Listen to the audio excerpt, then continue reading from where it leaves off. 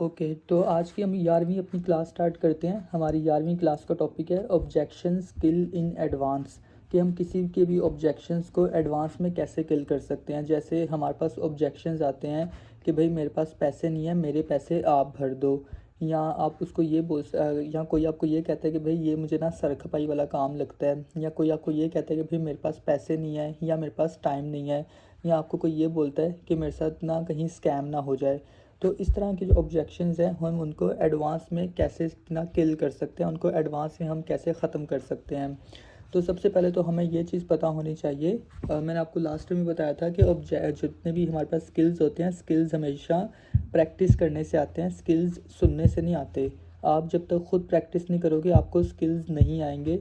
तो उसके बाद हमें पता होना चाहिए कि नेक्स्ट पर्सन हमें क्या बोलेगा या इस पर्सन ने कौन से ऑब्जेक्शन करने हैं। जैसे एक हाउसवाइफ की अगर बात करें, अगर कोई भी हाउसवाइफ होती हैं तो उनके ऑब्जेक्शन ये होता है कि भाई मेरे पास ना पैसे मेरे आप भर दो, या मेरे पास पैसे नहीं है। और आप वो ये कहते हैं कि भाई इसमें टाइम कितना देना होता है, क्योंकि जितनी भी हाउसवाइफ होती हैं उनको अपने घरों के काम भी करने पड़ते हैं, साथ में अपने बच्चों को भी संभालना पड़ता है। तो वो आके ये ऑब्जेक्शन करती हैं। जो लोग जॉब करते हैं, जॉब वाले इंसान ये लोग ये ऑब्जेक्शन करते हैं कि भाई मैं ना ज़्यादा ना सर खपाई वाला काम नहीं कर सकता, क्योंकि जो लोग जॉब करते हैं उनका माइंड नौकर माइंडसेट वाला होता है। उनको बस ये होता है, जैसे उनका शुरुआत से माइंड चल रहा होता है कि भाई मैंने पूरा महीना नौकरी करनी है और महीने के एंड पे मुझे 30,000 सैलरी मिल जाएगी या 50,000 मेरी सैलरी मिल जाएगी। तो जो इंसान नौकरी करता है उसको पता है कि मैं पूरा महीना नौकरी करूँगा और मुझे उस चीज़ के पैसे मिल जाएंगे। उसके लिए ना कोई सर दर्द है और ना ही कुछ और। अगर उनकी कंपनी में या वो कहीं भी जॉब कर रहा है, अगर उस जॉब के अंदर जिस जगह वो जॉब करता है वहाँ कोई नुकसान होता है या वहाँ कोई काम नहीं चलता तो उसकी सरदर्द उसका मालिक लेगा। जॉब वाले इंसान को सरदर्द लेने की ज़रूरत नहीं होती। जितनी भी सरदर्द होती है वो सारी मालिक के पास होती है। उसके बाद अगर कोई भी स्टूडेंट है, स्टूडेंट हमें यही कहते हैं कि भाई मेरे पास पैसे नहीं है, या वो ये कहते हैं कि भाई मेरे पास टाइम नहीं होता, मैं ज़्यादा टाइम नहीं दे सकता। ठीक है, तो आज हम इन्हीं ऑब्जेक्शंस को एडवांस में ही किल करेंगे। मैं आपको बताऊंगा कि जब भी आपने किसी हाउसवाइफ से बात करनी है तो आप कैसे कर सकते हो। जब किसी जॉब वाले इंसान से आप बात करोगे तो आप कैसे करोगे। किसी स्टूडेंट वाले से बात करोगे तो स्टूडेंट से आप कैसे बात करोगे। लेकिन सबसे पहले हम इसके मतलब को समझ लेते हैं कि ऑब्जेक्शन किल इन एडवांस का मतलब क्या होता है। हम इसके मीनिंग को समझते हैं और उसके अलावा कुछ एग्जाम्पल से हम इस चीज़ को समझेंगे। सबसे पहली बात यह है कि कोई भी अगर आप बिज़नेस कर रहे हो तो बिज़नेस की हमेशा आपको डेफिनेशन याद रहनी चाहिए। कोई भी आपसे पूछे कि बिज़नेस की डेफिनेशन क्या आपको पता हो, उसके अलावा आपके खुद भी माइंड में हो कि बिज़नेस की डेफिनेशन होती क्या है। बिज़नेस की सिंपल अल्फाज में डेफिनेशन ये है कि कोई भी प्रोडक्ट या तो सर्विस सेल करने का नाम बिज़नेस है। जब भी हम कोई प्रोडक्ट सेल कर रहे हैं या कोई सर्विस सेल कर रहे हैं तो हम बिज़नेस कर रहे हैं। और हमारे प्रोडक्ट से किसी का फ़ायदा भी होना चाहिए। जब तक हमारे प्रोडक्ट से किसी का फ़ायदा नहीं होगा नेक्स्ट पर्सन कभी भी हमारा प्रोडक्ट ख़रीदेगा नहीं। तो समझ लो कि अगर हम एक सब्ज़ी की दुकान भी खोलते हैं, जब तक हम अपनी सब्ज़ी बेचेंगे नहीं तब तक हमारी जेब में पैसे नहीं आएंगे। अगर हम एक दुकान खोल के बैठे रहें तो कभी भी कस्टमर्स हमारे पास खुद नहीं आएंगे। हमें अपनी दुकान के बाहर एक बोर्ड लगाना पड़ेगा जिस पे हम लिखेंगे कि भाई ये सब्ज़ी की दुकान है, यहाँ से आपको ये सब्ज़ी मिल जाएगी। बाहर एक हम चार्ट लगा सकते हैं या कोई बोर्ड लगा सकते हैं कि भाई आलू इतने रुपए किलो है, पालक इतने रुपए किलो है, ये चीज़ इतने रुपए किलो है। तो अगर खाली दुकान खोल के बैठ जाएंगे तो किसी को हमारी दुकान का पता नहीं चलेगा और ना ही कोई हमारे पास ग्राहक आएंगे और ना ही हम कुछ पैसे कमा सकते हैं। तो अगर हमें बिज़नेस करना है, अगर हमें कुछ पैसे कमाने हैं इंडिपेंडेंट होके, तो हमें अपना कुछ प्रोडक्ट सेल करना पड़ेगा या सर्विस देनी पड़ेगी। और प्रोडक्ट तभी सेल करे होगा जब हम अपने बिज़नेस की, अपने प्रोडक्ट की थोड़ी सी एडवर्टाइजमेंट करेंगे, अपने बिज़नेस की थोड़ी सी मार्केटिंग करेंगे। मार्केटिंग का सिंपल सा मतलब ये है कि जैसे समझ लो कि मार्केट किसको कहते हैं कि जहाँ पर हर चीज़ मिलती है। मार्केट में बहुत सारे लोग होते हैं जो ख़रीदारी करने आए होते हैं। तो मार्केटिंग का मतलब है कि अपने जो प्रोडक्ट है उसको मार्केट के अंदर लॉन्च करना, या उसको मार्केट के अंदर हर आम इंसान की पहुंच में उसको पहुंच में लेके आना। जैसे अगर किसी ने फोर्सेज का नाम सुना भी होगा, किसी इंसान ने भी फोर्सेज बिजनेस का नाम सुना है, लेकिन उसको ये नहीं पता कि भाई मैंने फोर्सेज का नाम तो यार बड़ा सुना है, लेकिन इसको स्टार्ट कैसे करते हैं, इस पर काम कैसे करते हैं। तो इसी चीज़ को डिलीवर करने के लिए लोगों को हम सर्विस देते हैं कि अगर आप बिज़नेस करना चाहते हो तो हम आपको तरीका बताते हैं कि आपने इस बिज़नेस को स्टार्ट कैसे करना है और इस बिज़नेस को ज़ीरो से उठा के लाखों तक कैसे लेके जाना है। तो यही चीज़ हम सर्विस लोगों को देते हैं। तो मार्केटिंग का मतलब यही होता है कि कोई भी चीज़ को, कोई भी प्रोडक्ट को लोगों की पहुंच तक पहुंचाना, कि हर इंसान वो चीज़ ख़रीद सके ईज़िली। तो बात आती है कि ऑब्जेक्शन किल इन एडवांस का क्या मतलब होता है। समझ लो कि अगर हम ना कॉस्मेटिक की दुकान खोलते हैं, अगर हमने कॉस्मेटिक की दुकान खोली है, हम ये नाइट क्रीम बेचते हैं या हम कोई भी लोशन बेचते हैं या हम कोई फेस वॉश बेचते हैं। तो अगर समझ लो कि हम लोग ही नाइट क्रीम लगाते हैं, अगर हम नाइट क्रीम लगाते हैं, समझ लें कि लास्ट टाइम हमने एक नाइट क्रीम लगाई और उससे हमारा चेहरा रेड हो गया, या जब हम बाहर धूप में निकलते हैं तो हमारा चेहरा रेड हो गया, या उससे हमारे फेस पे एलर्जी हो गई, या हम कोई लिपस्टिक ख़रीदते हैं तो उससे हमारे ना होंठों पे एलर्जी हो गई, या हमारे होंठ काले हो गए। बाकी सबको मेरी आवाज़ कट के आ रही है या सिर्फ ये कुछ लोगों को कट के आ रही है? ओके। चलिए समझ लें कि हम अगर मार्केट में जाते हैं और हमने देखा, हम अगर कोई लिपस्टिक ख़रीद लेते हैं, उससे हमारा अगर ना होंठ ब्राउन हो जाते हैं, काले हो जाते हैं। तो अब नेक्स्ट जब भी हम कोई चीज़ ख़रीदेंगे, हम नेक्स्ट जब भी कोई ना लिपस्टिक ख़रीदेंगे या नेक्स्ट हम कभी भी कोई नाइट क्रीम ख़रीदेंगे, तो हमारे माइंड में यही होगा कि यार लास्ट टाइम हमने ना नाइट क्रीम ख़रीदी थी, तो इस दफ़ा जो हम नाइट क्रीम ख़रीदेंगे ना, हम पहले दुकानदार से पूछ लेंगे कि भाई इससे हमारा फेस रेड तो नहीं हो जाएगा, या जो हम लिपस्टिक लगाएंगे क्या इससे हमारे होंठ ब्राउन तो नहीं हो जाएंगे। तो अगर एक दुकानदार इंटेलिजेंट है, उसको बिज़नेस करना आता है, उसको कम्युनिकेशन स्किल्स आती हैं, उसको बात करने का तरीका आता है, अगर वो चाहता है कि मैं इस इंसान से बिना ज़्यादा बात किए इसको जल्दी से प्रोडक्ट बेच दूँ, अगर समझ लो कि हम एक ना कॉस्मेटिक की दुकान खोल के बैठे हुए हैं, अगर कोई हमसे क्रीम लेने आता है तो हमसे पूछेगा कि सर इसमें भाई मुझे बताओ कि यार इससे हमारा फेस तो नहीं रेड हो जाएगा, लास्ट टाइम मैंने क्रीम ली थी तो उससे मेरा यार फेस बड़ा रेड हो जाता है, यार मैं उससे ना ना स्किन पे दाने निकल आए थे, या मेरे स्किन पे ना उससे रैशेज़ हो गए थे, या यार मेरी उससे ना स्किन बड़ी ऑयली ऑयली हो गई है। तो आते साथ वो ना बंदा पूछेगा कि भाई मेरे साथ ना ये चीज़ें हो चुकी हैं, तो अभी जो मैं आपसे क्रीम ख़रीद रहा हूँ, क्या इसमें ये प्रॉब्लम तो नहीं होगी। और अगर दुकानदार की ऑब्जर्वेशन अच्छी हुई, जो इंसान क्रीम ख़रीदने आया उसने उसका मुंह देख लिया कि इसका मुंह है कैसा और इस पर कौन सी क्रीम सूट करेगी, तो समझ लो कि अगर मैं ही क्रीम बेचता हूँ तो सबसे पहले मैं कहूँगा कि भाई ये मेरे पास ना है तो बहुत सारी क्रीम्स पड़ी हुई हैं, लेकिन जो ये वाली क्रीम है ना, ये बहुत अच्छी क्रीम है, इससे ना तो स्किन ऑयली होती है और ये ना मेडिकेटेड क्रीम है, इससे ना ही आपके मुंह रेड होगा और ना ही इससे आपके मुंह पे कोई एलर्जी होगी। तो ये ना मेडिकेटेड क्रीम है, तो ये आपके लिए बेस्ट रहेगी। अगर आते साथ ही मैंने किसी भी इंसान के ऑब्जेक्शंस को क्लियर कर दिया, तो उसी वक्त वो इंसान बिना कुछ सोचे उसी वक्त मेरे से ना वो क्रीम ख़रीद लेगा, क्योंकि जो सवाल उसके माइंड में आ रहे थे मैंने उसके बोलने से पहले ही क्लियर कर दिए। समझ लो कि अगर कोई इंसान ऐसे ही मेरी दुकान पे आता है, उसने फ़र्स्ट टाइम क्रीम ख़रीदनी है, उसने आज से पहले कभी क्रीम ख़रीदी नहीं। जैसे हमारे पास लोग आते हैं जिन्होंने फ़र्स्ट टाइम काम करना होता है, उससे अलावा वो उन्होंने कभी ऑनलाइन काम किया नहीं होता।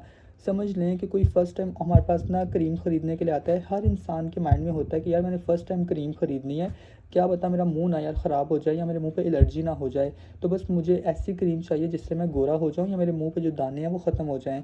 तो अगर कोई इंसान मेरे पास आता है और मुझे बोलता है कि यार भाई मैंने फ़र्स्ट टाइम ना नाइट क्रीम लेनी है, तो कोई अच्छी सी नाइट क्रीम बताओ, तो मैं सबसे पहले जो अगले इंसान के माइंड में सवाल आ रहे होंगे, कॉमन सी बात है, हम सब इंसान हैं और सब लोगों का सोचने का नज़रिया एक ही जैसा होता है। अगर मैं भी कोई क्रीम ख़रीदूँगा तो सबसे पहले मेरे माइंड में यही आएगा कि यार मैंने कभी ना क्रीम तो कोई ख़रीदी नहीं है, तो अगर मैं कोई क्रीम ख़रीदूँ तो उससे मेरा स्किन ना ख़राब हो जाए। और यही बात अगर जाके मैंने दुकानदार को बोल दी कि भाई मैं ना एक क्रीम ख़रीदनी है, मैंने फ़र्स्ट टाइम लगानी है, तो कोई अच्छी सी क्रीम बताओ, और दुकानदार ने मुझे पहले ही बता दिया कि भाई ये क्रीम जो है ना, मेरे पास हैं तो बहुत सारी क्रीम्स, लेकिन जो ये क्रीम है ना ये बेस्ट है और ये ना बहुत ज़्यादा बिकती है, इससे आपकी स्किन भी ख़राब नहीं होगी, आपकी स्किन ऑयली भी नहीं होगी, और इससे आपको ना मतलब कि स्किन भी आपकी ना नीट होती रहेगी, और आपकी ना कलर भी आपका फेयर होगा और वो भी 4-5 दिन में हो जाएगा, और आपकी स्किन ख़राब नहीं होगी, मेडिकेटेड है। तो जो सवाल मेरे माइंड में आने थे उस इंसान ने पहले से ही वो माइंड सारे उसने मेरे सारी चीज़ें ना क्लियर कर दी मेरे माइंड से, तो मैं बिना कुछ सोचे समझे वही क्रीम ख़रीद लूँगा, क्योंकि मुझे उस चीज़ की गारंटी दुकानदार ने दे दी। इसी तरह अगर मुझे कोई कपड़ा ख़रीदना है, अगर कोई भी इंसान कपड़ा ख़रीदने जाता है, अगर आप भी कोई कपड़ा ख़रीदने चाहो, तो अगर आप भी कोई कपड़ा ख़रीदने जाओ तो आप हमेशा ये सोचते होंगे कि यार मैं कपड़ा आज ना पैंट शर्ट ख़रीदना चाहता हूँ, लेकिन यार इस दफ़ा जो मैं पैंट शर्ट ख़रीदूँगा ना किसी अच्छी दुकान से ख़रीदूँगा, यार उसका कलर भी ख़राब ना हो और वो कुछ टाइम तक ना नीट रहे। क्योंकि मैं ना अभी फ़र्स्ट टाइम ना पैंट शर्ट, फ़र्स्ट टाइम तो नहीं, चलो आप कोई भी अगर कभी भी आप कपड़ा ख़रीदते हो तो आपके माइंड में यही आता है कि यार एक बस कपड़े का कलर ना ख़राब हो। क्योंकि लास्ट टाइम भी मैंने कपड़ा ख़रीदा था तो उसका कलर भी ख़राब हो गया था और वो बहुत जल्दी ना रफ़ हो गया था, उस पर बुर आ गई थी। तो समझ लें कि अगर आप कभी भी कपड़ा ख़रीदते हो और अगर दुकानदार कॉमन बातें, जैसे मैंने आपको बताया था, अगर आपको ना वो प्रिंसिपल याद हो 80-20 का, मैंने आपको 80-20 का एक प्रिंसिपल ना बताया था, आप सबको याद है कि 80-20 का प्रिंसिपल क्या होता है? कितने लोगों को याद है? मिशा याकूब मैम को याद है कि 80-20 का प्रिंसिपल क्या होता है? 80-20 प्रिंसिपल का ये होता है कि कुछ सवाल ऐसे होते हैं, जैसे अगर हम मैट्रिक क्लास में पढ़ते हैं या अगर हम ना फर्स्ट ईयर में पढ़ते हैं, तो फर्स्ट ईयर के अंदर कुछ सवाल ऐसे होते हैं, 20% क्वेश्चंस ऐसे होते हैं जो हर साल में ना एग्ज़ाम्स के अंदर आते हैं। आप किसी भी टीचर से ट्यूशन पढ़ रहे हो, अगर आपका कोई भी ना सर हो जो आपको उर्दू, इंग्लिश या मैथ पढ़ा रहा है, वो आपको ना कुछ सवाल बताता है इंपॉर्टेंट। वो कहता है कि यार ये जो 5 सवालों के मैं टिक लगा रहा हूँ ना, ये सवालों की अच्छी तरीके से ना प्रिपरेशन कर लेना। ये जो सवाल है ना, ये आपके पिछले 4 साल से आ रहे हैं, ये बहुत इंपॉर्टेंट है और ये सवाल आपके आगे भी आएंगे।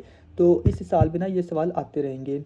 तो इसको कहते हैं 80-20 का प्रिंसिपल। कुछ ऐसे सवाल होते हैं, कुछ बिज़नेस के अंदर, कोई भी बिज़नेस हो उसमें कुछ ऐसी चीज़ें होती हैं जो हर बार बार बार हमें रिपीट करनी पड़ती हैं। तो ये होता है 80-20 का प्रिंसिपल।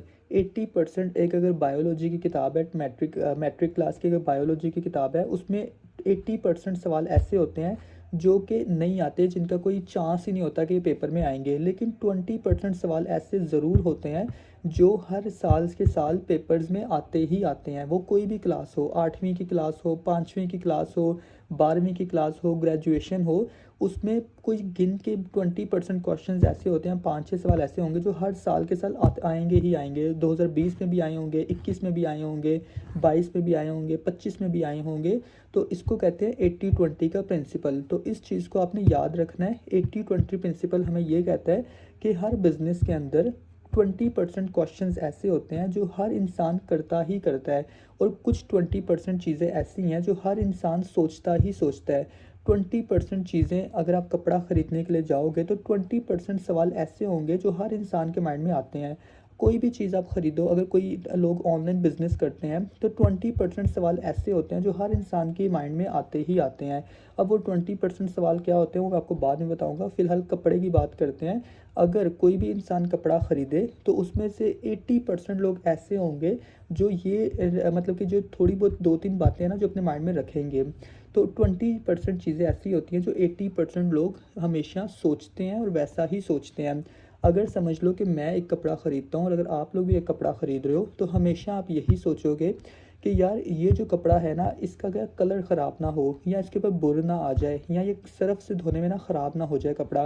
तो ये जो 2-3-4 सवाल है ना, ये हर इंसान सोचता ही सोचता है। अगर ये चीज़ दुकानदार को पता है कि जो हम 80-20 का प्रिंसिपल क्या होता है, अगर दुकानदार चाहता है कि यार जो नेक्स्ट पर्सन मेरे पास आया है कपड़ा ख़रीदने के लिए, ये बंदा मेरे से ही कपड़ा ख़रीद कर जाए, तो वो चीज़ उसको कैसे डील करेगा? सबसे पहले अगर मैं कोई कपड़ा ख़रीदने जा रहा हूँ और एक दुकानदार है वो मुझे बोलता है कि जी बेटा मैं आपको क्या दिखाऊँ, मैं उसे बोलता हूँ कि अंकल जी मुझे एक चेक वाली शर्ट दिखा दो और एक जीन्स की पैंट दिखा दो। तो अंकल मुझे चेक की शर्ट दिखाता है और जीन्स की पैंट निकाल के दिखाता है और मुझे बोलता है कि बेटा ये जो मैं आपको पैंट शर्ट दिखाने वाला हूँ ना, जो पैंट शर्ट आपको मैं दिखा रहा हूँ, ये बेटा इतने अच्छे स्टफ़ का पैंट शर्ट है कि इसका ना तो कभी कपड़ा ख़राब होगा, इसका ना तो कलर उतरेगा। आप बेशक इसको सर्फ़ में धो, बेशक आप इसको मशीन में धो, इसका कभी कपड़ा ख़राब नहीं होगा और बेटा इस पर बुर भी नहीं आएगी। गारंटी वाली चीज़ है, गारंटी वाली बात है, इस पर बुर भी नहीं आनी, क्योंकि ये जो चीज़ है ये मेरे घर में मेरे बच्चे भी यूज़ करते हैं। मेरा बेटा यही पैंट शर्ट पहना था और माशाल्लाह बहुत खूबसूरत लग रहा था। जब दुकानदार वाले अंकल ने मेरे माइंड में जो सवाल आ रहे थे उनको बोलने से, मेरे मुंह से निकलने से पहले ही ख़त्म कर दिया, तो मेरे पास कोई बात ही नहीं रही उनसे करने के लिए। अब मैं उनसे ये नहीं बोल सकता कि अंकल जी कपड़ा ख़राब तो नहीं होगा या इसकी कोई गारंटी तो नहीं है, क्योंकि अंकल ने खुद ही मुझे गारंटी दे दी। तो उसने मेरे मुंह में कोई बात ही नहीं रहने दी, उसने सब चीज़ें खुद ही क्लियर कर दी 2 मिनट के अंदर। बस फिर मसला होगा तो सिर्फ़ और सिर्फ रेट के अंदर मसला होगा, बाकी मैं उसने मेरे सारे ऑब्जेक्शंस को क्लियर कर दिया। तो इसको कहते हैं 80-20 का प्रिंसिपल। तो ये एक आपको ना हमेशा याद रखना चाहिए। अब बात आती है कि हमारे बिज़नेस के अंदर 80-20 का प्रिंसिपल क्या होता है। समझ लें कि अगर हाउसवाइफ़ को इसी हम किसी भी हम हाउसवाइफ़ से बात करते हैं तो ना तकरीबन 80% हाउसवाइफ़ ऐसी होंगी। समझो आप 10 लोगों से बात करो, 10 हाउसवाइफ़ से बात करो, तो उसमें से 8 हाउसवाइफ़ ऐसी होंगी जो आपसे ये ना 3-4 सवाल लाज़मी करेंगी। 80% जॉब वाले ऐसे होंगे जो आपसे ये 3-4 सवाल लाज़मी करेंगे। 80% स्टूडेंट्स ऐसे होंगे जो आपसे ये 3-4 सवाल लाज़मी करेंगे। अब जो हाउसवाइफ़ होती हैं, जो हाउसवाइफ़ है, हमेशा आपको ये बोलेंगी कि भई आप ना मेरे पैसे भर दो, या आप ना अभी मुझे ना मतलब अपनी जेब से पैसे लगा दो, जब मेरी अर्निंग होगी आपको मैं पैसे वापस कर दूँगी। और आपको ये भी ऑब्जेक्शन करेंगी कि भई इसमें टाइम तो ज़्यादा नहीं देना होता, या इसमें टाइम कितना देना होता है। तो आपने इन 2 ऑब्जेक्शंस को, अगर आप चाहते हो, हर इंसान के माइंड में ये 2 ऑब्जेक्शंस आते हैं जो भी हाउसवाइफ़ होंगी। अगर आप चाहते हो कि इस ऑब्जेक्शन को बनने से पहले ही हम ख़त्म करें, तो जब भी आप किसी हाउसवाइफ से बात करो, तो आपने सबसे पहले, आपको पता है कि लोग फोर्सेस के साथ काम नहीं स्टार्ट करते, लोग हमारे साथ काम स्टार्ट करते हैं। तो हमने उनके ऑब्जेक्शंस को कैसे क्लियर करना है। आपको कोई भी आप हाउसवाइफ से बात करो, आप उन्हें सबसे पहले बोलो कि हेलो सिस्टर जी, कैसे हो आप उनका नाम लो, कि जैसे उनका समझो कि नाम है रुबीना, बोलो हेलो रुबीना सिस्टर, कैसे हैं आप। तो कहेंगी हाँ मैं बिल्कुल ठीक, आप कैसे हो। आप कहना मैं बिल्कुल ठीक। तो आप उनसे थोड़ा बहुत पूछो कि वो क्या करती हैं, दिन में कितना टाइम मोबाइल को देती हैं, थोड़ी बहुत उससे हाल चाल आप पूछ लो। उसके बाद आप उनसे पूछो कि वो किस सिटी में रहती हैं, वो बताएंगी मैं इस सिटी में रहती हूँ। उन्हें बताओ, कुछ रेफरेंस दो कि हाँ ऑलरेडी मेरी सिटी, मतलब कि इस सिटी से ऑलरेडी मेरे साथ बहुत सारे लोग काम कर रहे हैं, ताकि उन हाउसवाइफ को पता चल सके कि मैं अकेली नहीं हूँ जो लाहौर से काम कर रही हूँ, मेरे जैसी और भी बहुत सारी हाउसवाइफ हैं जो लाहौर से काम कर रही हैं। उसके बाद आप उन्हें नेक्स्ट बात बताओ कि भई ना सिस्टर जी, मैं आपसे एक ना सवाल करना चाहता हूँ। आपने मुझे बताया है कि मैं हाउसवाइफ़ हूँ। अब यहाँ पर हम ना ऑब्जेक्शंस को एडवांस में किल करेंगे। हमने उनको बिज़नेस के बारे में नहीं बताया। बिज़नेस के बारे में बताने से पहले ही अब एडवांस में उनके ऑब्जेक्शन को क्लियर करने लगे हैं। हम बोलेंगे सिस्टर जी, आप मेरे से मुझे आपसे ना कुछ पूछना था, कि आप मुझे आंसर करोगे। वो कहेंगी हाँ भाई आप पूछो, मैं आपको बताती हूँ। तो आप बोलना कि सिस्टर जी, ना मुझे ना मेरी एक कज़न है, तो उसको ना एक सिलाई मशीन ख़रीदनी थी। क्या आप मुझे बता सकते हो कि एक सिलाई मशीन कितने की आ जाती है। वो आपको बताएंगी कि हाँ भाई मैं आपको बता सकती हूँ कि 10-15 हज़ार की आएगी। या वो कहेंगे कि नहीं भाई मुझे आइडिया नहीं है, मैंने कभी ली नहीं है। वैसे मेजॉरिटी सबको ही आइडिया होता है कि कितने की आएगी। आप उन्हें बोलना कि ओके ठीक है। तो आप मुझे बताना कि सिस्टर जी, मेरी जो कज़न है ना, वो मुझे कह रही थी कि मैं ना 1 हफ़्ते के अंदर ना सिलाई करना सीखूंगी, और फिर ना लोगों के कपड़े सिलाई करके पैसे कमाया करूंगी। क्योंकि आपको पता है सिस्टर जी, आजकल महंगाई कितनी हो रही है, तो वो चाहती हैं अपने हस्बैंड को ना थोड़ा सपोर्ट करना। तो उनको मोबाइल तो चलाना आता नहीं है, तो उन्होंने सोचा कि मैं घर में ना कपड़े सिलाई करना सीख लूँगी। तो आपको तो ना मोबाइल चलाना आता है, आप तो ऑनलाइन काम कर सकते हो, लेकिन मेरी इस कज़न को ना मोबाइल चलाना नहीं आता। तो इसलिए उन्होंने सोचा कि मैं घर पे ना कपड़े सिलाई करके ना पैसे कमाया करूँगी। तो सिस्टर जी, वो 1 हफ़्ते में सिलाई करना सीख लेंगी ना। उनको एक तो वो बस उनके 10-15 हज़ार रुपये लगेंगे, और उस आपने बताया कि 10 हज़ार की मशीन आ जाएगी या 15 हज़ार की आ जाएगी। तो 15 हज़ार की मशीन ख़रीद के तो उस पे 1 हफ़्ते में सिलाई करना सीख सकती हैं वो कहेंगी नहीं भाई 1 हफ़्ता तो नहीं लगेगा, मेरे ख़्याल से 3-4 महीने तो लग जाएँगे उनको। तो इस तरह करके आपने उनको एक डायरेक्शन दे दी, उनको आपने पहले से ही बता दिया कि कोई भी काम करना हो, कोई भी बिज़नेस करना हो, कोई भी अपना काम करना हो, तो उसको शुरू करने से पहले हमें कुछ थोड़े बहुत पैसे लगाने पड़ते हैं, और उसके बाद उस काम को सीखने के लिए 1 हफ़्ता काफ़ी नहीं होता, थोड़ा बहुत टाइम लगाना पड़ता है। तो आपने उनको एक डायरेक्शन दे दी। अब इसी डायरेक्शन पे उनका जो माइंडसेट होगा वो उसी डायरेक्शन पे चलता रहेगा। उनको पता चल जाएगा, आपने उनको एक हिंट दे दिया कि कोई भी काम करना होता है उसमें थोड़े बहुत पैसे लगाने पड़ते हैं। तो फिर वो आपसे ये ऑब्जेक्शन नहीं करेंगी कि ना भाई मेरे पास पैसे नहीं है, या इसमें टाइम कितना देना पड़ता है। अगर फिर भी उन्होंने ये ऑब्जेक्शन कर दिया कि भाई मेरे पास टाइम मुझे कितना देना पड़ेगा, या मुझे इसमें कितने पैसे लगाने पड़ेंगे, या मेरे पास पैसे नहीं है, फिर आप उनको एग्जांपल दो। कहना सिस्टर जी देखो, मैंने जैसे आपको पहले अपनी कज़न की बात बताई है। अब देखो कि अगर आप मुझे बोलो कि भाई मुझे ना फ्री में काम सिखा दो, तो सिस्टर जी मैं तो आपको ऑलरेडी फ्री में ही काम सिखाऊंगा।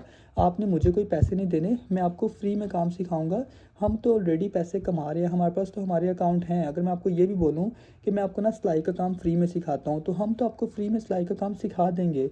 लेकिन आपको अपना काम करने के लिए अपनी एक सिलाई मशीन तो ख़रीदनी पड़ेगी ना। जब तक अपनी सिलाई मशीन नहीं ख़रीदोगे तब तक आप पैसे नहीं कमा सकते। तो ज़्यादा पैसे कमाने के लिए थोड़े पैसे हमें लगाने पड़ते करते हैं। जब तक हम पैसे नहीं लगाएंगे तब तक हम पैसे कमा नहीं सकते। इसी एग्जाम्पल को आप एक और तरीके से दे सकते हो। मैं आपको एक और तरीका समझाता हूँ। समझ लो कि कोई भी हाउस वाइफ से आप बात करो तो आप उन्हें बोलो कि सिस्टर जी आप मुझे ये बताएं कि आपके हस्बैंड के पास मोटरसाइकिल है। वो कहेंगी हाँ मेरे हस्बैंड के वो मोटरसाइकिल है। अगर मोटरसाइकिल नहीं भी हुई तो फिर भी मैं आपको उसका भी ऑब्जेक्शन है ना हैंडल बता दूंगा। अगर वो कहती हैं कि हाँ मेरे हस्बैंड के पास मोटरसाइकिल है, आप उन्हें बोलना कि सिस्टर जी आप मुझे ये बताएं कि आपके हस्बैंड डेली कितना पेट्रोल डलवाते होंगे अपनी ड्यूटी पे जाने के लिए। वो कहेंगी मेरे हस्बैंड दिन का 100 रुपये का पेट्रोल डलवाते हैं, 200 का पेट्रोल डलवाते हैं।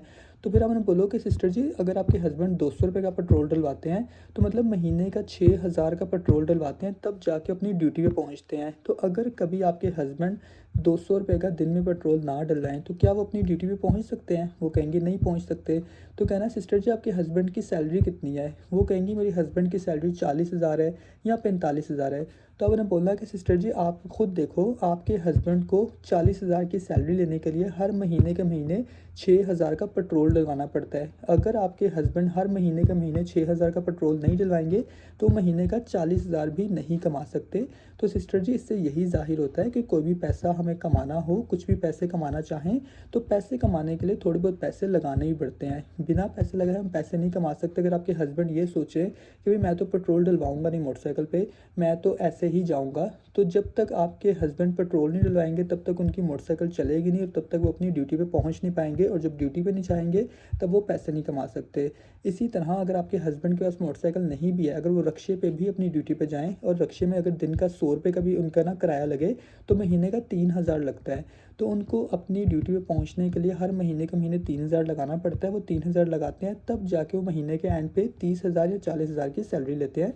तो इससे यही साबित होता है कि पैसा कमाने के लिए थोड़ा बहुत पैसा लगाना पड़ता है। जब तक हम पैसे लगाएंगे नहीं हम पैसे कमा नहीं सकते। ठीक है, तो इस तरह करके आप उनके ऑब्जेक्शन को हैंडल कर सकते हो। इस तरह हर इंसान आपकी बात को समझेगा। आगे वो आपकी ये बातों को सुन के काम करे या ना करे, अगर वो काम करता है तो वेल एंड गुड, उसको वाकई ही ज़रूरत है। और अगर फिर भी वो आपके साथ काम नहीं करता तो आप समझ लो कि वो ऑनलाइन काम को लेके सीरियस ही नहीं है। वो जस्ट आपके साथ टाइम पास करने के लिए उन्होंने आपको मैसेज कर दिया। तो एक ये चीज़ हो गई। अब दूसरी बात आती है कि जो लोग जॉब करते हैं, अगर आप किसी भी इंसान से बात करो जो इंसान जॉब करता है, तो जॉब वाले इंसान आपको हमेशा ये कहेंगे कि सर यार यहाँ कोई ये मुझे ना काम बड़ा सर खपाई वाला लग रहा है, इसमें मेरे साथ ना स्कैम ना हो जाए, क्योंकि ये मुझे काम ना सर खपाई का लगता है। तो अगर कोई आपको ये बोले कि भाई मेरे से यहाँ स्कैम ना हो जाए या ये काम सर खपाई का है, तो इस चीज़ को हम पहले से क्लियर करेंगे, क्योंकि यहाँ भी 80-20 का ही प्रिंसिपल लगेगा। जितने भी जॉब करने वाले लोग होते हैं उनके माइंड में हमेशा ये 20% जो है ना क्वेश्चंस, जो 3-4 सवाल है, ये आते ही आते हैं। क्योंकि जो जॉब वाले इंसान होते हैं वो हमेशा यही सोचते हैं कि यार हमें कोई सरखपाई ना करनी पड़े, बस पूरा महीना जॉब पर जाए और महीने के एंड पे हमें सैलरी मिल जाए। और उनको ये भी बड़ा ख़तरा होता है कि यार हमारी अगर नौकरी छूट गई तो हमारा नुकसान बड़ा हो जाएगा, हम पैसे कैसे कमाएंगे, क्योंकि उनके पास दूसरा कोई कमाई करने का सोर्स नहीं होता। उनके पास सिर्फ एक ही इनकम का सोर्स होता है और वो उनकी नौकरी होती है। तो जो बातें हैं ना, हमारे ये इसमें सर खपाई का काम है या इसमें स्कैम ना हो जाए, ये उनकी नेचर ही ऐसी बनी होती है। इसलिए उनको ये दो सवाल तो उनके माइंड में आते ही आते हैं। 80% जो जॉब करते हैं लोग, उनके माइंड में ये दो सवाल आते ही आते हैं। तो अब बात आती है कि इस ना ऑब्जेक्शन को हम कैसे क्लियर करेंगे।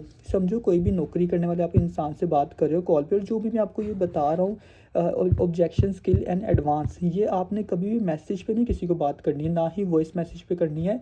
हमेशा ये चीज़ आपने कॉल पे ही करनी है। ये ना हो आप इसको वॉइस मैसेज पे करना शुरू हो जाओ या आप मैसेज पे करना शुरू हो जाओ। ये सिर्फ कॉल के लिए, आप कॉल पे बात करोगे तब जाके काम में आपके आएगा और आपको इससे रिजल्ट मिलेगा। कोई भी इंसान अगर जॉब करे आप उससे बात करो, आप उसे बोलो कि भाई आप उससे थोड़ा हेलो हाय करो, उसका नाम लो कि जी अली भाई कैसे हो आप, नौकरी आपकी कैसी चल रही है और आपकी सैलरी कितनी है। तो आप वो बताएगा कि भाई मैं यहाँ पर रहता हूँ, मेरी सैलरी इतनी है। आप बोलोगे दिन में आप कितने घंटे जॉब करते हो, आपकी जॉब टाइमिंग क्या है, वो आपको अपनी जॉब टाइमिंग बताएगा। तो आप कहना कि भाई आपने स्टडी कितनी की है थी। अगर वो बताता है कि भाई मैंने मैट्रिक की थी या मैंने एफएससी की थी, तो आप उसे बोलो कि भाई आपने एफएससी की है और आप दिन में 8 घंटे जॉब करते हो और आपकी मंथली सैलरी 40,000 है। तो आपको नहीं लगता कि आपकी सैलरी बहुत कम है, क्योंकि जितने पाकिस्तान के खर्चे मतलब कि महंगाई हो चुकी है जितनी, तो मेरे ख्याल से 40,000 में तो गुजारा करना बहुत मुश्किल हो जाता होगा। ऊपर से आपकी शादी भी हुई हुई है, तो आपके लिए मुश्किल नहीं हो जाता गुजारा करना। वो कहेगा जी भाई बिल्कुल मुश्किल तो हो ही जाता है।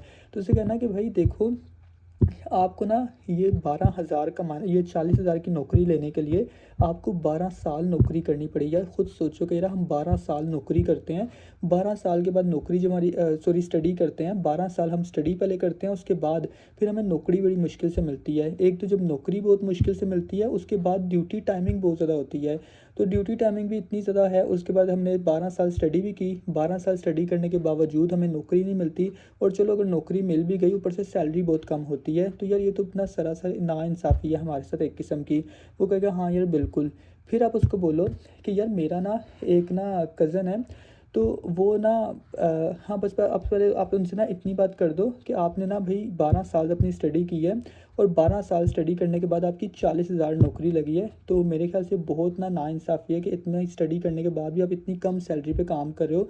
हो सकता है कि उसकी सैलरी 20,000 हो, 25,000 हो, 30,000 हो। मैं आपको सिर्फ एक एग्जांपल दे रहा हूँ। तो आपने उसको ये चीज़ बता देनी है। इससे क्या होगा कि उसको इतना पता चल जाएगा कि भाई यहाँ पर जहाँ आप 40,000 की नौकरी कर रहे हो, उसमें ना आपको जहाँ 40,000 कमाने के लिए आपको 12 साल नौकरी करनी पड़ी है। अब बात आती है कि जो सर खपाई वाला उसने बात उसके माइंड में आई होगी ना कि यार इसमें ज़्यादा सर खपाई ना हो। अब इस चीज़ को हम कैसे क्लियर करेंगे? आपने उसको उस अगली बात कहनी कि मेरा एक ना दो वो है कज़न, मेरा कज़न है वो ना नौकरी करता है। आपने बताया ना कि आप फैक्ट्री में जाते हो, तो वो भी यार फैक्ट्री की नौकरी करता है। तो मुझे ये नहीं पता कि वो फैक्ट्री में काम क्या करता है, लेकिन यार वो हमेशा मुझे ये बताता है कि जब भी भाई मैं तो अभी नौकरी नहीं करता, इसलिए मुझे पता नहीं नौकरी में क्या होता है। लेकिन मेरा कज़न है कि वो ना कहता है कि भाई जब भी हमारी ना ड्यूटी की छुट्टी का टाइम होता है ना, तो छुट्टी के टाइम पे ही हमारा जो मैनेजर होता है या जो हमारा मालिक होता है ना, वो हमें अचानक से ना काम बता देता है कि भाई ये काम करो। कभी हमें 1 घंटा लेट छुट्टी करता है देता है, कभी 30 मिनट लेट छुट्टी देता है। तो इस तरह तो बहुत बुरा होता है नौकरी वालों के साथ। तो आपके साथ भी कभी ऐसा होता है? फिर जो नेक्स्ट पर्सन होगा वो आपको अपने दिल की बात बताएगा कि हाँ यार मुझे भी ना इस तरह होता है कि जो मेरा बॉस है ना, वो मुझे अक्सर ना थोड़ा सा रोक लेता है अपनी ना, जब हमारी छुट्टी का टाइम होता है तभी उसको कोई काम याद आता है और हमेशा हमें रोक लेता है। तो फिर आपने उसको थोड़ा-सा इमोशनल कर दिया, आपने उसको थोड़ी उसकी परेशानी बताई कि उसको वाक़ई ही जो नौकरी में परेशानी है, ज़्यादातर लोगों को यही परेशानी होती है। एक तो उनको छुट्टी लेट मिलती है, उसके अलावा कभी-कभी उनको अचानक से रोक लिया जाता है या उनसे ज़्यादा काम करवाया जाता है। तो आपने उसके थोड़ा-सा ना इमोशनल ब्रेन पे ना आपने थोड़ा-सा क्लिक क्लिक किया इमोशनल ब्रेन पे। जैसे ही आपने इसको इमोशनल ब्रेन पे क्लिक कर दिया, उसके बाद उसके जो माइंड में ऑब्जेक्शंस थे ना, वो उसी वक़्त ख़त्म हो जाएँगे, क्योंकि आपने उसको एक हाथ दिया। उसकी उसकी जो प्रॉब्लम है या जो उसके अंदर वो दुःख चल रहा है, आपने उसको सुनने के लिए अपना कान दिया। उसके बाद फिर आपने उसको ये बोलना है, अब ये जो चीज़ हमने थी ना सरखपाई वाली, इसको ख़त्म कर दिया। उसके बाद बात आती है स्कैम तो नहीं हो जाएगा, अब इस चीज़ को भी हम ख़त्म करेंगे। कहना कि भाई यार मैंने भी ना शुरुआत में ना मेरा भी ना मेरे घर वाले कहते थे कि आप ना नौकरी कर लो। तो मैंने कहा कि यार नौकरी करना बड़ा मुश्किल है, क्योंकि मेरा जो कज़न है ना, उसने मेरा यार ना दिमाग बड़ा ख़राब कर दिया था। उसने ये बोला कि ना एक तो नौकरी में यार टाइम बहुत ज़्यादा होता है, ऊपर से सैलरी नहीं मिलती, सैलरी ना बहुत कम मिलती है। और ऊपर से भाई मैं 2-3 दफ़ा गया था नौकरी ढूँढने के लिए, तो मुझे तो यार नौकरी मिली नहीं, और जो नौकरी मिल रही थी उसमें मुझे ना वो दे रहे थे 15,000 सैलरी दे रहे थे, तो मुझे तो अच्छा नहीं लगा। तो यार मैंने सोचा कि मैं ना ऑनलाइन काम कर लेता हूँ। तो मैंने भाई ऑनलाइन काम स्टार्ट किया, और सबसे पहले मेरे माइंड में ये आया कि यार कहीं मेरे साथ ना स्कैम ना हो जाए, क्योंकि आपको पता है भाई जी, हम इतनी मुश्किल से ना हम पैसे अरेंज करते हैं, और हम किसी कंपनी में पैसे इन्वेस्ट कर दें, तो तब जाके हमारे पैसे अगर वेस्ट हो गए तो हमारा बड़ा नुकसान हो जाता है। तो तब जाके ना फिर मैंने सोचा कि चल यार एक दफ़ा रिस्क लेके देखते हैं। लेकिन भाई मेरी किस्मत अच्छी थी, अल्लाह का करम है, मुझे मेरे बहुत अच्छे सीनियर मिले। वहाँ पर आप अपने सीनियर का नाम बता सकते हो, अपने सीनियर के बारे में बता सकते हो कि मैंने देखा कि भाई टिकटॉक पे मैंने एक पोस्ट देखी, वहाँ से मेरे सीनियर से मेरे राब्ता हुआ। तो मेरे सीनियर ने बोला कि भाई ना तो आपने कहीं पैसे इन्वेस्ट करने हैं और ना ही पैसे मुझे देने हैं, आपने अपने बिज़नेस को स्टार्ट करने के लिए थोड़े बहुत पैसे लगाने हैं, मुझे आपने कुछ नहीं देना, मैं आपको फ्री में काम सिखाऊंगा।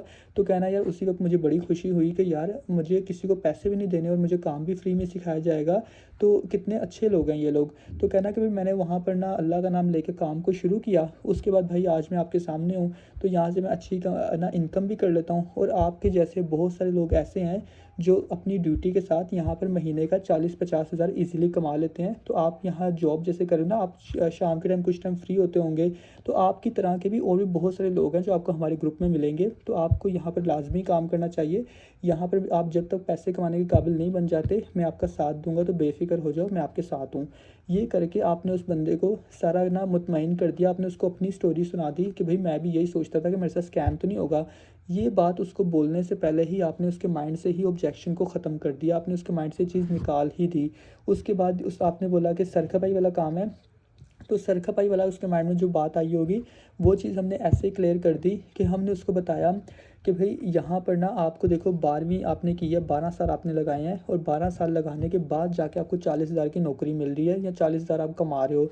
तो यहाँ पर आपको आप उसमें एक चीज़ और ऐड कर सकते हो कि यहाँ आपको 2 हफ्ते की मैं ट्रेनिंग दूंगा, 2 हफ्ते में आप काम करना ना सीख जाओगे। उसके बाद जब तक आप पैसे कमाने के काबिल नहीं बनते मैं आपके साथ रहूँगा। फिर अगर आप इसको और ज़्यादा डिटेल में देना चाहो तब ये बोल सकते हो कि मैंने सोचा था कि मैं ना नौकरी करता हूँ, कि मैंने जब नौकरी ढूंढने गया तो मुझे नौकरी मिल नहीं रही थी। तो बाकी जब मैंने नौकरी एक जगह अप्लाई की तो वहाँ 10-15 हज़ार मेरी सैलरी थी, मुझे चीज़ अच्छी नहीं लगी। मुझे लगता था कि ऑनलाइन काम करना बहुत मुश्किल है, लेकिन जब का मैं अपने सीनियर के साथ अटैच हुआ हूँ तो मेरे सीनियर ने बताया था कि इतना काम मुश्किल नहीं है, आपको बस दिखने में मुश्किल लगता है, आपको तो सोचने में सिर्फ मुश्किल लगता है। कोई काम हमेशा तभी पता चलता है जब हम उसको करना शुरू होते हैं। तो भाई मैं बड़ा समझता था कि ऑनलाइन काम मुश्किल है, नौकरी आसान है, लेकिन अब मैं सोचता हूँ कि नौकरी बहुत मुश्किल है, ऑनलाइन काम आसान है। घर बैठे अपने मोबाइल से काम करो, कहीं जाने की ज़रूरत नहीं है, आराम से घर बैठ के सुकून से काम करो। ये चीज़ आपने कर दी तो अगले बंदे के माइंड से सारे ऑब्जेक्शंस ख़त्म और वो आपके साथ हमेशा काम करने के लिए उसी वक्त एग्री होगा। उसके बाद आपने हाइप क्रिएट करनी है और आपने क्लोजिंग कर देनी है। अब हाइप क्रिएट क्या होता है, अब कल हम ना हाइप क्रिएट करना सीखेंगे और क्लोजिंग करना सीखेंगे। तो तीसरा आता है स्टूडेंट्स का। जो भी स्टूडेंट्स होते हैं ना, स्टूडेंट के माइंड में ना हमेशा ये दो सवाल आते हैं। एक तो वो ये कहते हैं कि हमारे पास पैसे नहीं है, दूसरा वो ये कहते हैं कि हमारे पास टाइम नहीं है। अब जो पैसे नहीं है और टाइम नहीं है, इन चीज़ों को हम कैसे टैकल करेंगे, अब इस चीज़ के बारे में आपको एक्सप्लेन मैं करूँगा। अब जो कहते हैं ना, जितने भी स्टूडेंट होते हैं उनका यही मसला होता है कि उनके पास पैसे नहीं होते, क्योंकि वो अपने मामा पापा के आसरे पे चल रहे होते हैं। वो स्टूडेंट्स हैं, कोई नौकरी तो कर नहीं रहे, तो उनके पास पैसे वाकई ही नहीं होते। तो हमने उनको एक रास्ता दिखाना है, उनको एक डायरेक्शन देनी है।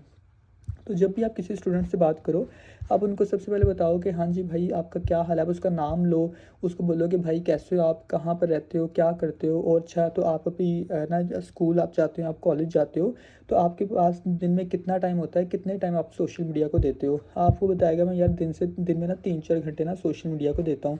कहना कि ओके ठीक है भाई, ठीक हो गया। तो कहना भाई वैसे आप ना मोबाइल कौन सा यूज़ कर रहे हो। आपने उसके बाद फ़ौरन से आप उसको पूछो कि आप मोबाइल वैसे कौन सा यूज़ कर रहे हो। तो वो आपको अपने मोबाइल का मॉडल बताएगा कि भाई मैं तो अभी ना ये वाला मोबाइल यूज़ कर रहा हूँ। तो कहना अच्छा अच्छा, तो कहना कि ये मोबाइल आपको किसने लेके दिया था, मतलब ये आपने खुद ख़रीदा है या आपके घर वालों ने लेके दिया। फिर वो आपको बताएगा कि ये मोबाइल मुझे मेरे पापा ने लेके दिया, या मामा ने लेके दिया, या भाई ने लेके दिया, या ये मोबाइल मैंने खुद सेविंग्स करके है ना परचेज़ किया है। तो आप कहना कि ओके ठीक है, मतलब आप 40,000 का मोबाइल यूज़ कर रहे हो। यार मेरे पास तो यार 25,000 का मोबाइल है, मेरे से तो अच्छे आप हो यार। मैं तो देखो ऑनलाइन काम भी करता हूँ और मैं तो अपने 25,000 के मोबाइल पे काम करता हूँ, और आपके पास तो मेरे से ही महंगा मोबाइल है, तो आप तो और ज़्यादा अच्छा काम कर सकते हो। चलो बहुत अच्छी बात है। इतनी सी आपने बात कर दी, आपने उसको पहले से ही एक डायरेक्शन दे दी कि भाई आपका मोबाइल 40,000 का है। हो सके वो आपको कहे कि मेरा मोबाइल 60,000 का है, या हो सके वो आपको कहे मेरा मोबाइल 20,000 का है। तो जब आप उसको 3,900 का बिज़नेस ऑफ़र करोगे तो 40,000 के सामने या 20,000 के सामने 3,900 की कोई वैल्यू नहीं है, ठीक है। तो आपने उसको एक डायरेक्शन दे दी कि भाई उसके मुंह से खुद निकलवाया कि ये मोबाइल इतने का है, जो ऑलरेडी वो यूज़ कर रहा है। मतलब उसके पास इतने पैसे तो थे ना, या उसके मामा पापा ने उसको इतने पैसे तो दिए ना कि उसने 20,000 का मोबाइल ख़रीद लिया या 30,000 का मोबाइल ख़रीद लिया। तो अब आपके पास उसकी फिर से कमज़ोर कड़ी आपके हाथ में है। उसके बाद बात आती है, वो कहता है टाइम नहीं होता मेरे पास, या टाइम नहीं है। वो बाद में ये भी ऑब्जेक्शन कर सकता है कि मेरे पास टाइम नहीं होता। तो उन्हें बोलो कि अब आपने पहले उससे पूछा कि आप दिन में कितना घंटा मोबाइल को देते हो। उसने आपको बता दिया कि भाई मैं इतने घंटे मोबाइल को देता हूँ। उसके बाद आप उससे बोलो कि यार ये तो आपको पता है ना, यहाँ पर आप ना उनको एक फैक्ट बटसम लगा सकते हो, जैसे मैंने आपको लास्ट टाइम सिखाया था फैक्ट बटसम। आप उसे बोलो कि यार आपको पता है ना, स्टूडेंट्स जितने भी होते हैं, आप उसे, अगर आप खुद स्टूडेंट हो तो आप उसको अपनी एग्जांपल दे सकते हो, या जो अगर आप घर में फ्री रहते हो, आप सिर्फ बिजनेस कर रहे हो, जो भी आप कर रहे हो, आप अपने एग्जाम्पल के तौर पर उसको समझा सकते हो।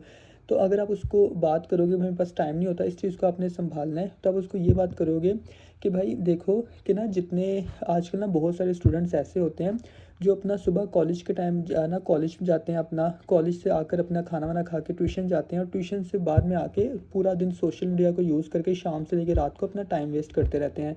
वो कहता है हाँ यार बिल्कुल ऐसी ही बात है, लेकिन कहना कि उसके बाद कहना कि लेकिन यार मुझे ऐसा लगता है कि आपने जैसे ना, कुछ लोग ऐसे भी हैं जिनको चाहिए कि आजकल इतनी महंगाई हो चुकी है, तो जब वो ट्यूशन से वापस आएँ, जब शाम के टाइम उनके पास टाइम होता है, तो उसी टाइम को यूज़ करके वो कुछ पैसे कमा के अपने माँ-बाप को सपोर्ट कर सकते हैं, ज़्यादा नहीं तो अपनी पॉकेट मनी अर्न कर सकते हैं। वो कहेगा हाँ यार, बात तो आप ठीक कर रहे हो। फिर आप उसको आगे बढ़ बताओ कि यार लेकिन मैं कुछ ऐसे लोगों को जानता हूँ, मैं खुद तो स्टूडेंट नहीं हूँ, मैं फर्स्ट ईयर में तो नहीं पढ़ता, लेकिन जहाँ मैं हूँ, जो मेरा ग्रुप है, वहाँ पे ना तकरीबन 8 लड़के ऐसे हैं जो फर्स्ट ईयर के स्टूडेंट हैं, और अगर आप लाहौर के तो वो भी लाहौर के ही हैं। फर्स्ट ईयर के वो स्टूडेंट हैं और वो यहाँ पर महीने ना दिन में 4 घंटे देते हैं। सुबह कॉलेज जाते हैं, कॉलेज से शाम दोपहर को अपने ट्यूशन जाते हैं, और ट्यूशन से शाम को घर आके फ्रेश होके रात को 6 से लेके 10 बजे तक 4 घंटे काम करते हैं, और महीने का 40,000, 30 से 40,000 ईज़िली कमा लेते हैं, जिससे उनकी पॉकेट मनी भी रन होती है और साथ में अपने माँ-बाप को भी सपोर्ट करते रहते हैं। तो वो नेक्स्ट पर्सन आपको खुद ही बोलेगा, यार मुझे बताओ वो कौन-सा ग्रुप है, मुझे भी उस ग्रुप में ऐड कर दो, मैं भी उन लोगों के साथ ऐड हो जाता हूँ।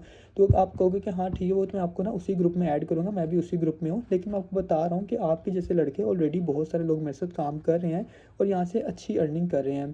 तो इस तरह करके आपने उसके ये ऑब्जेक्शन को भी हैंडल कर देना है, आपने उसके ये ऑब्जेक्शन भी बता देना है कि यहाँ पर टाइम नहीं होता, तो आप सिर्फ यहाँ 3-4 घंटे दे के ही महीने की अच्छी अर्निंग कर सकते हो।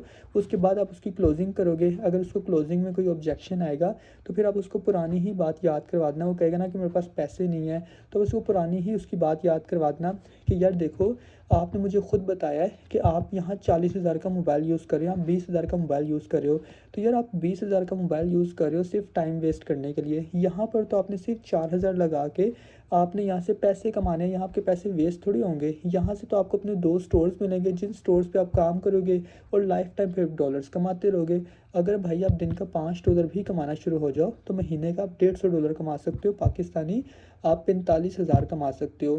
तो यहाँ पर तो आपको ज़्यादा पैसे भी नहीं लगाने, आपको तो सिर्फ थोड़े से पैसे लगा के अपने मोबाइल को यूज़ करना है अपने काम के लिए। तो अगर आप अपना सिर्फ टाइम पास करने के लिए, आप सोशल मीडिया यूज़ करने के लिए अगर 20,000 का मोबाइल ले सकते हो, आप अपने पापा मामा को मना सकते हो मोबाइल लेने के लिए, तो यहाँ से तो आप पैसे कमाओगे। तो यहाँ के लिए तो आपको ज़रूर पैसे अपने पापा मामा को मनाना चाहिए। बाकी मैं आपके साथ हूँ, तो डोंट वरी, मैं आपके साथ रहूँगा जब तक आप पैसे नहीं कमाना शुरू हो जाते। इस तरह करके आप उनके सारे ऑब्जेक्शंस को हैंडल कर सकते हो, उनके ऑब्जेक्शंस को एडवांस में ही किल कर सकते हो। जो भी मैंने को ऑब्जेक्शन हैंडल करने बताए हैं, पहली दफ़ा में आपसे ऑब्जेक्शन हैंडल नहीं होंगे। हो सकता है कि शुरुआत में आप 1 दफ़ा गलती करो, 2 दफ़ा गलती करो, 3 दफ़ा गलती करो, लेकिन चौथी दफ़ा आप खुद ना कुछ बेहतर करना शुरू हो जाओगे। यहाँ पर आपको लॉ ऑफ़ एवरेज को समझना पड़ेगा। जब भी आप कोई स्किल सीखना चाहो, जब भी आप स्किलफुल होना चाहो, तो सबसे पहले आपको लॉ ऑफ़ एवरेज को समझना है। ज़रूरी नहीं है कि इसी बिज़नेस के अंदर आपकी लॉ ऑफ़ एवरेज काम आती है। दुनिया के हर काम में कोई भी आपको हुनर हासिल करना है, कोई भी आपको हुनर सीखना है, उसके अंदर लॉ ऑफ़ एवरेज ही आती है। जैसे समझ लो कि अगर आप एक प्लम्बर बनते हो, आप ये कहते हो कि मैं ना टूटियाँ ठीक करके पैसे कमाऊँगा। तो अगर आप एक प्लम्बर बनो, तो सबसे पहले क्या गारंटी है कि फर्स्ट टाइम आप अगर टूटी खोलो तो आप उसको सही तरीके से ठीक करके बंद भी कर दो। आप कुछ ना कुछ गलती करोगे, वही गलती आपका उस्ताद आपको बताएगा कि नहीं बेटा, इसको ऐसे नहीं करना है, इसको ऐसे करना है।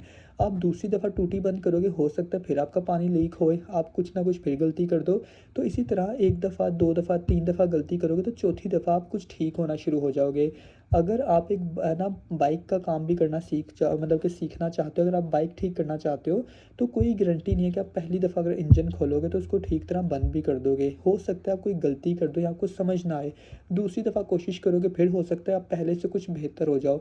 तीसरी दफ़ा कोशिश करोगे, आप फिर से पहले से थोड़ा-सा बेहतर हो जाओगे। तो कोई भी हुनर हमने सीखना हो, कोई भी हमने स्किल सीखना हो, स्किल्स कहते हैं हुनर को। तो अगर कोई भी आपको हुनर सीखना हो तो उसमें लॉ ऑफ़ एवरेज ही आती है।